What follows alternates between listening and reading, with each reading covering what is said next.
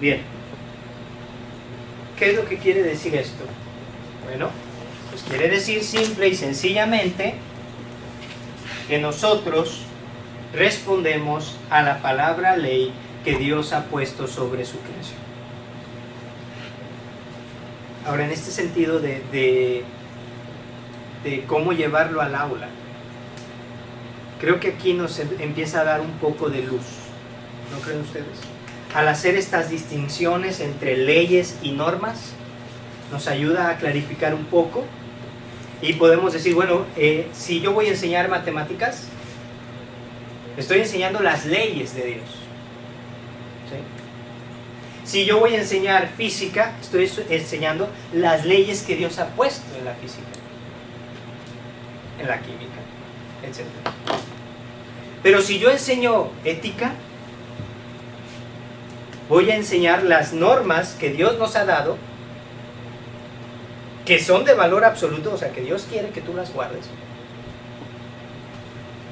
Pero eso, el que sean normas, me explica y te ayuda a entender a ti por qué las desobedeces. Cuando yo hable de derecho, cuando yo hable de política o de historia en México, o historia universal, voy a entender cómo el hombre, la historia es la historia de cómo el hombre se ha sometido a las normas de Dios o se ha revelado a ellas. Esa es la historia, ese es el significado de la historia.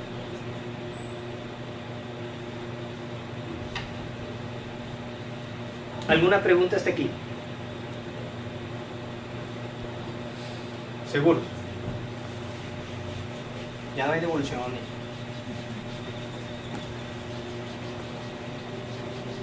Si entendieron, entendieron, ¿eh? Ya, no me regreso. Espero que después puedan ustedes ver, vuelvo a repetir, el libro La creación recuperada de Albert Wolters. Les va a ayudar mucho a entender este sistema. Ahora, la ley de creación, quiero que entendamos algo. La ley de creación es reveladora o revela, ¿sí? La cuestión de la revelación es algo muy sencillo, la idea es muy sencilla. Aquí está esto, me imagino, no sé para qué es esto, ¿para qué es esto? Para dividir con el otro cuarto. Dividir el otro cuarto, muy bien. Ahora, supongamos que esto es un telón.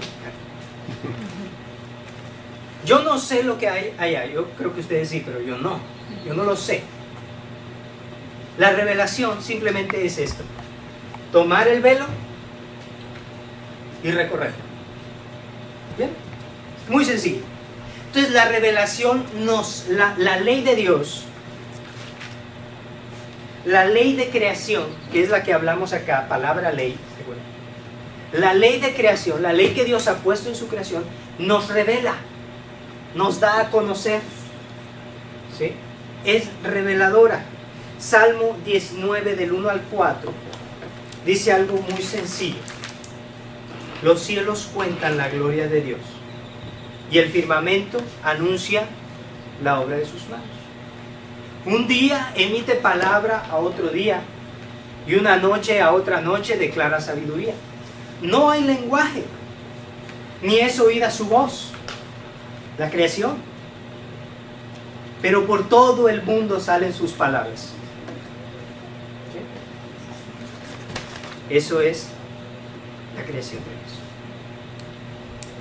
Ella nos revela, nos habla de la obra que Dios ha hecho. Nos habla de lo que Él ha hecho.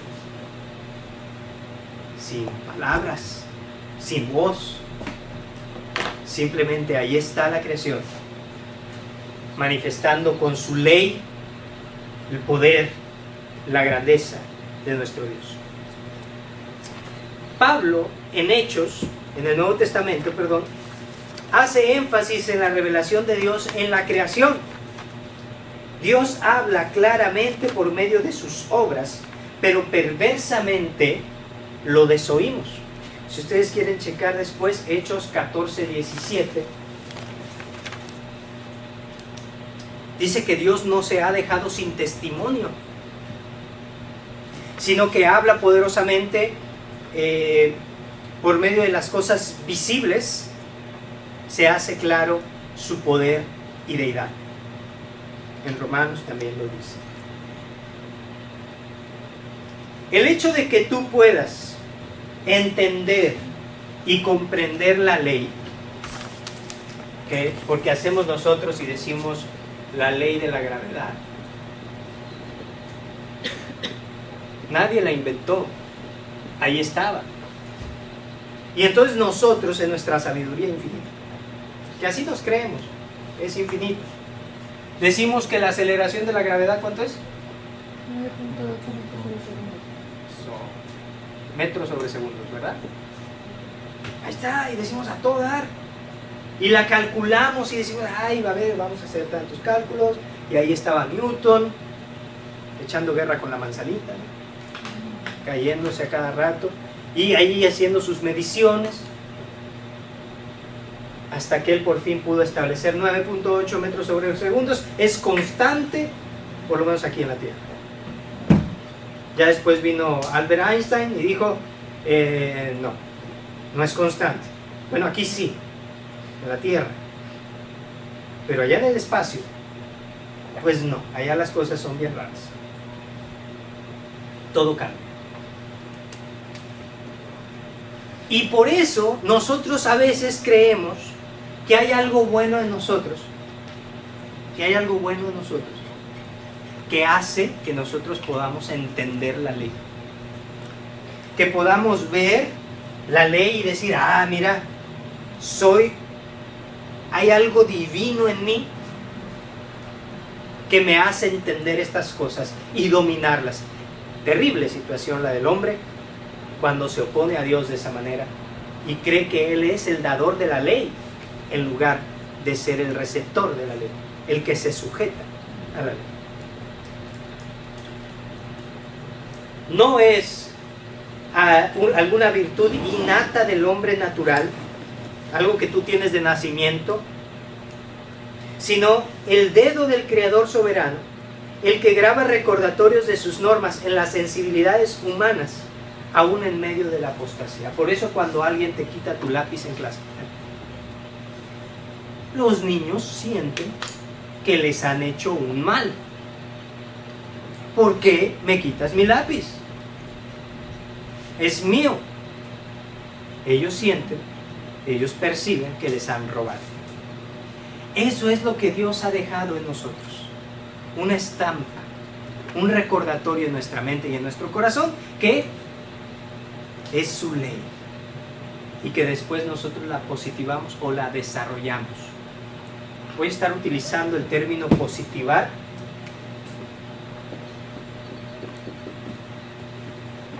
que es sinónimo de desarrollo o desarrollar. ¿Sí? Para que queden claros los términos, porque luego utilizo términos como este que ya me han preguntado en la iglesia, pastor, ¿y eso del positivar qué es? ¿Hacer positivo? ¿Era negativo antes?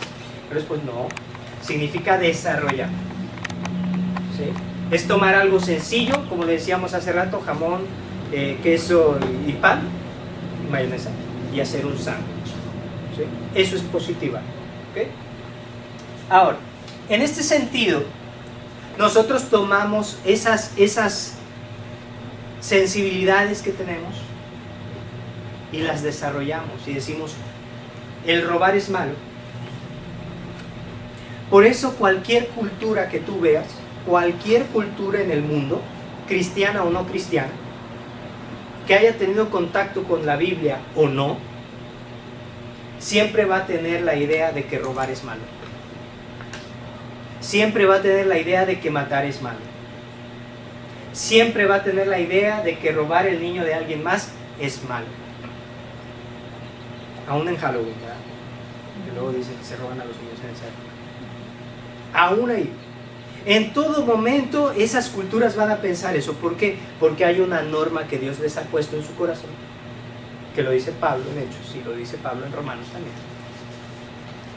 Que les testifica y les dice, hey, eso es malo, eso está mal.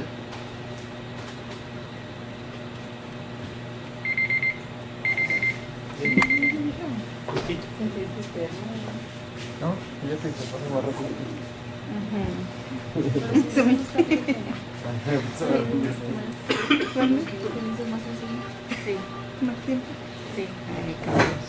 Bien. En Proverbios, ¿han leído Proverbios alguna vez?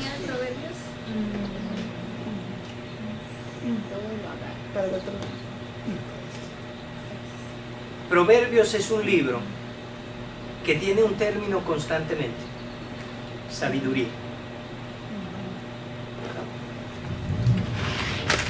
¿Qué es la sabiduría? Y algunos dicen, no, pues la sabiduría es saber aplicar el conocimiento. Así a veces lo definimos.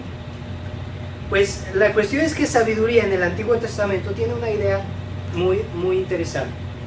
Porque si ustedes lo ven, la sabiduría del capítulo 1 al 8 es como algo muy interesante, porque el capítulo 1 al 8 nos habla completamente de la sabiduría. Da un discursazo Salomón, un discurso hermoso acerca de qué es la sabiduría. Y al final acaba diciendo que la sabiduría edificó sus 7 columnas. Y entonces todos se andan preguntando, ¿qué será cada columna?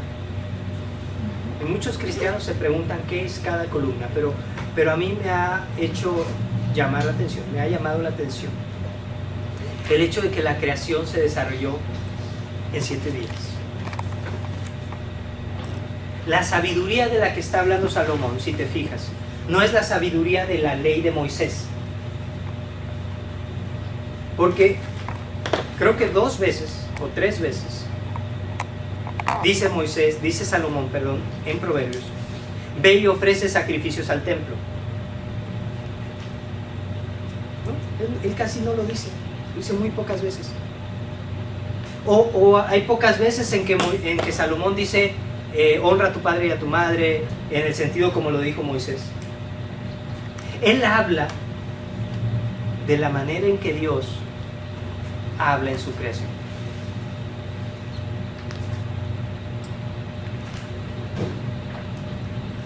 Dice que la sabiduría, dice el doctor Fleming, la sabiduría fue labrada en la constitución del universo para que la sabiduría del hombre conociera la sabiduría divina.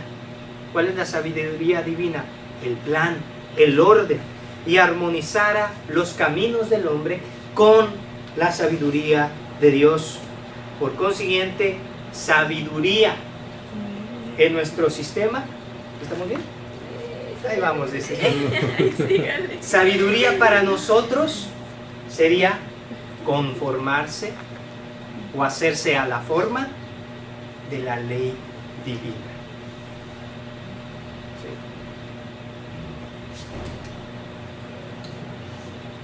Está la sabiduría divina, que está especificada en su ley, en la ley que Dios ha expresado ¿en dónde? En su creación. Y está la sabiduría humana.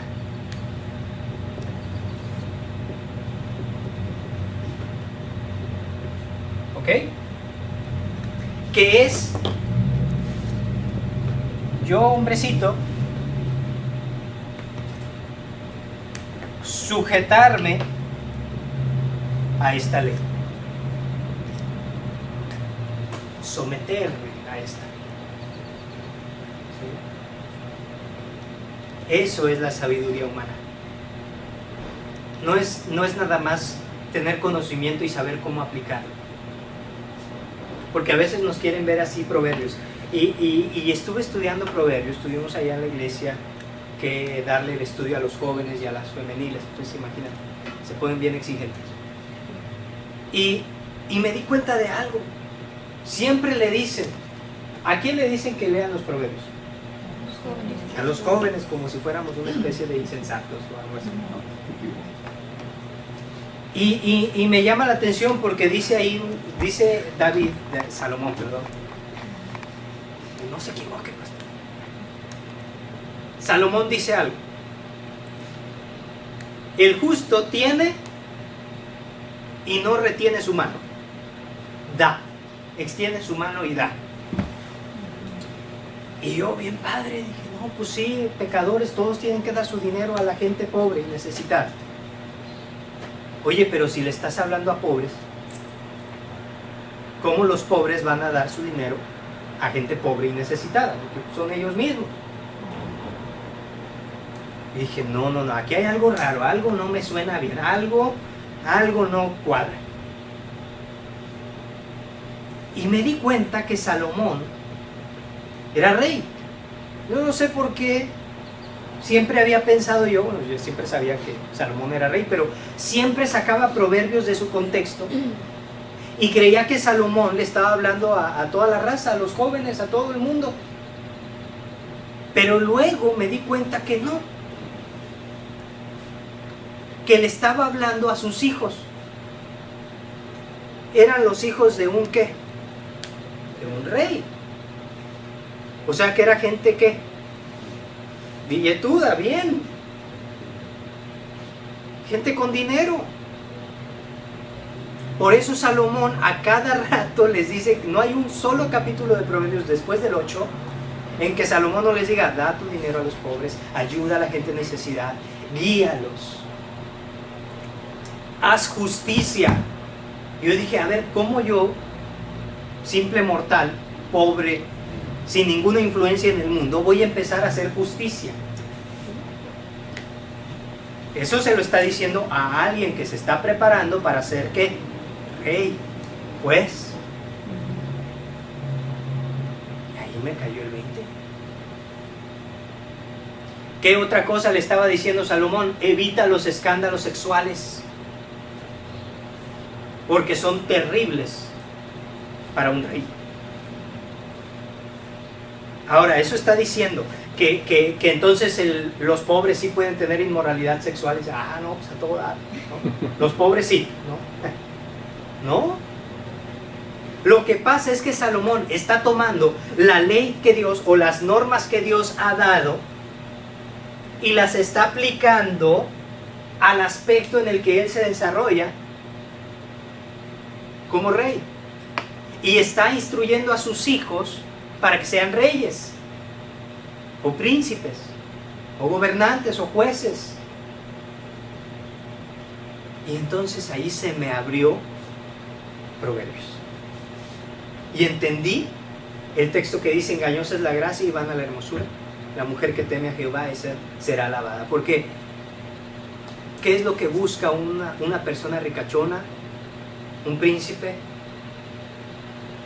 busca una mujer bonita, una mujer bella, alta, con una figura muy bonita, etc. Y él dice Salomón, no, eso es engañoso. Piensa en tu futuro, no seas como yo. Que Salomón le estaba diciendo, yo la regué, yo busqué mujeres hermosas y mira, me llevaron a la apostasía, me llevaron a rebelarme. Busca a una mujer que tema a Jehová, no importa si está fea.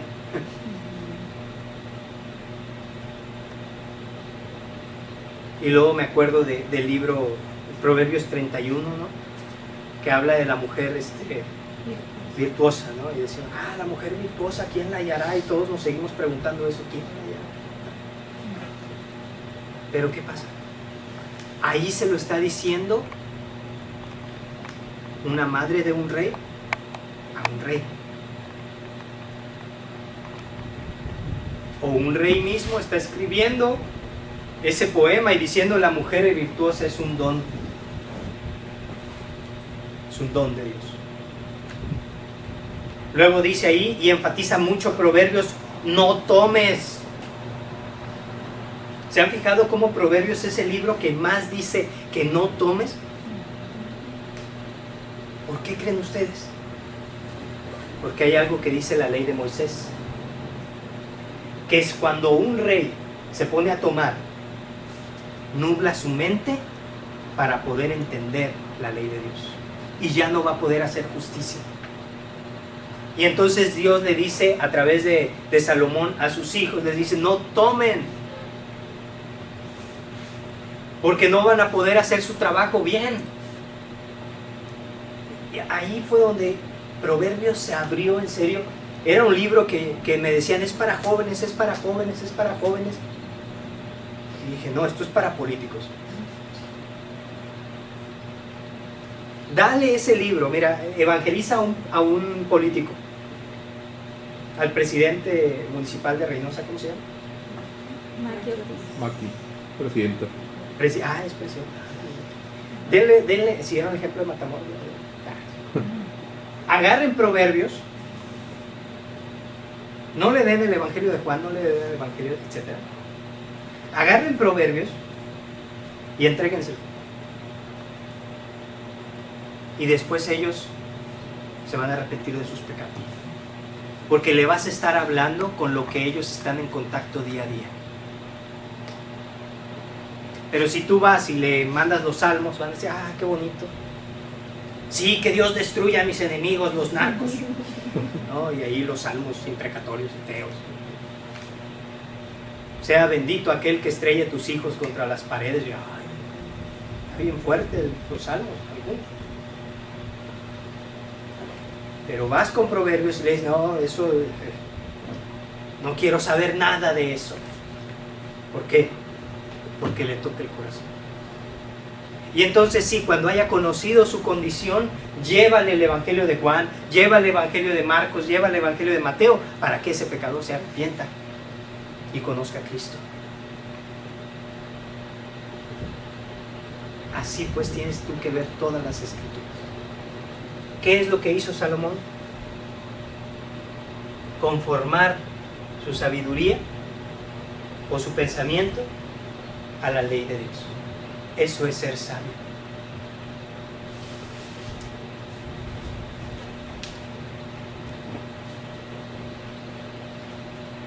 Bien.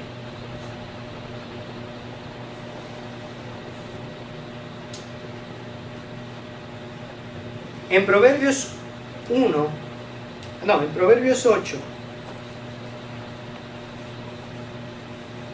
comúnmente, en Proverbios 8 y 9, es una parte muy bonita, es donde yo les decía que la sabiduría edificó sus 7 pilares. Yo pienso que son los 7 días de la creación, que es la creación y su ley que nos rige y que es ahí a donde tenemos que mirar. Ahora, dice que edificó sus columnas, puso sus puertas, hizo una casa hermosa, la adornó, y entonces la sabiduría empezó a salir y a gritar y a decir, vengan, oh simples, o dicho de otra manera, vengan tontos, y aprendan cordura, aprendan inteligencia. Ahí le editas la palabra tontos, que está muy fuerte. Y les dice, vengan con nosotros y que yo les voy a enseñar.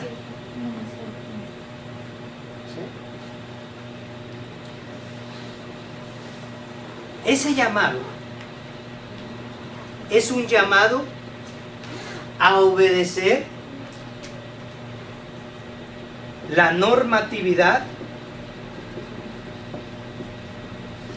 o las normas creacionales. Dios está llamando a través de la sabiduría en el capítulo 8 y en todo Proverbios a que te sometas gustoso a las normas que Dios ha creado o ha hecho, para su creación. ¿Sí? ¿Y eso de dónde sale, pastor? ¿No? Vamos a ver. En este caso sí, yo no sé si tienen su Biblia en su celular, ¿alguno de ustedes? ¿Aquí hay Biblia? Sí. Ok, a ver, pásenos unas. Y vamos a buscar Isaías 28. Ahora, quiero que también, tú puedes hacer. Isaías 28. 23 al 29 va a ser el texto que vamos a leer. Pero me gustaría que ustedes leyeran bajo esta perspectiva de la sabiduría humana sujetándose a la sabiduría divina. el libro de Job, el libro de Proverbios y el libro de Eclesiastes. Está bien. Yo creo que en teléfono. ¿Dónde ya? Especialmente Job 38 al 41. Ese es un texto que nos habla de una manera hermosa acerca de la normatividad creacional. Eso es maravilloso. Ahora vamos a Isaías 28. De 23.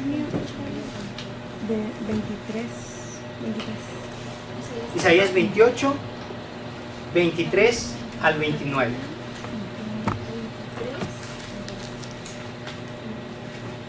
Al 29. Capítulo 28 del 23 al 29. A ver, ¿alguien nos lo puede leer, por favor? Dice, bueno, es otra versión, pero dice la parábola del agricultor. Presten atención, oigan mis palabras, escúchenlas con cuidado. Cuando el campesino va a sembrar, no se pasa todo el tiempo arando, abriendo surcos y rastrillando el terreno. Primero empareja la tierra, luego arroja las semillas de eneldo o de comino, siembra el trigo en hileras y planta cebada y centeno en los bordes de su campo. Porque el eneldo no se trilla ni se pasa sobre el comino la rueda de una carreta. El eneldo se sacude con un palo y el comino con una vara. El trigo no se trilla sin parar, más bien se le pasa una carreta y el grano se separa pero sin molerlo. Todo esto se aprende de Dios. Todo este conocimiento proviene del Dios Todopoderoso. Dios hace planes admirables y los realiza con sabiduría. ¿Hasta el 29? Muy bien. Ahora, un agricultor. Es muy interesante, ¿no? Lo que dice ese texto. ¿Cómo aprende un agricultor a hacer sus cultivos? Pues alguien más le enseña, ¿no? Otro agricultor más viejo, tu papá. Pero también el agricultor, y así nos podemos ir yendo hasta atrás. ¿Quién enseñó a ese otro? ¿Y quién enseñó a ese otro? Etcétera, etcétera. Hasta que llega el momento en que el agricultor está solo, se llama Adán. Y entonces hay quienes piensan, bueno, es que Dios le dijo a Adán cómo sembrar la tierra. Entonces Dios agarró su dedo, picó la tierra, agarró una semilla y le dijo, mira, y luego le pones tierrita, le echas agua. Y así una vez a la semana. Bueno, se va a morir la planta. No, ¿verdad? Dios no hizo eso. Dios le dijo a Adán, te creé este jardín. ¿Se acuerdan del capítulo 2? Cuando le creó Dios el jardín del Edén a Adán. Dice, te creé este jardín para dos cosas. Que lo labres y lo guardes.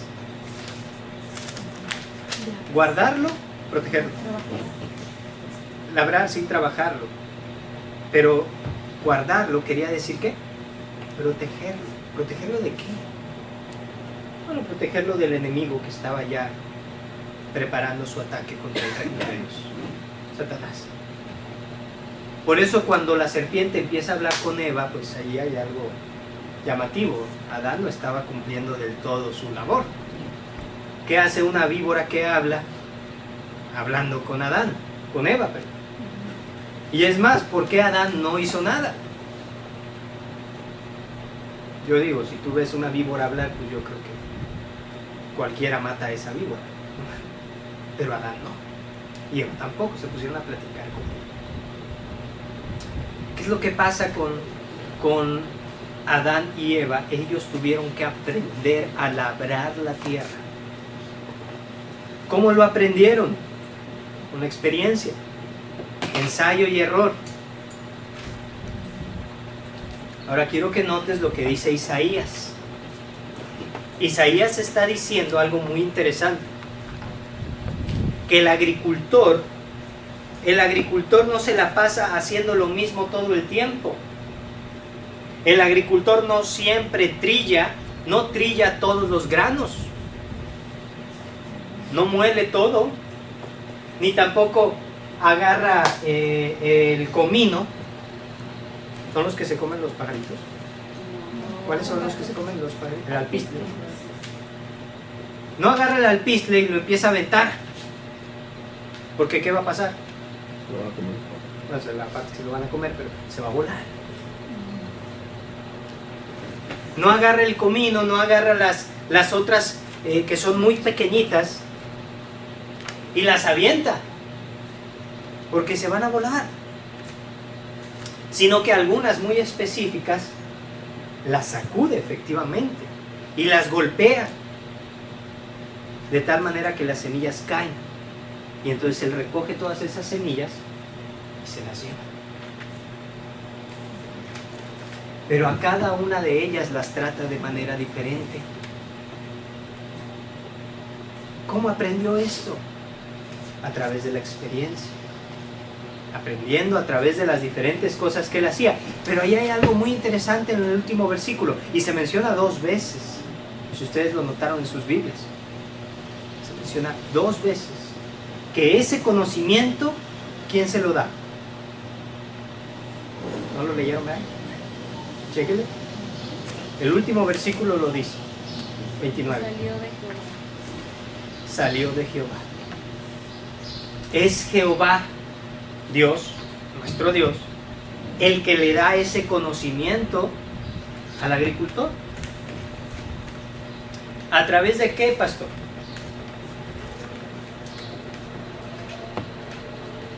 De la normatividad creacional, de las normas, de las leyes que Dios ha puesto en su creación. Y esas normas, esas leyes, el agricultor las aprendió. ¿Por qué? Por la experiencia. Porque esas leyes estaban ahí, él las descubrió al estar experimentando con las cosas que había en su entorno. Dice el doctor Albert Wolters: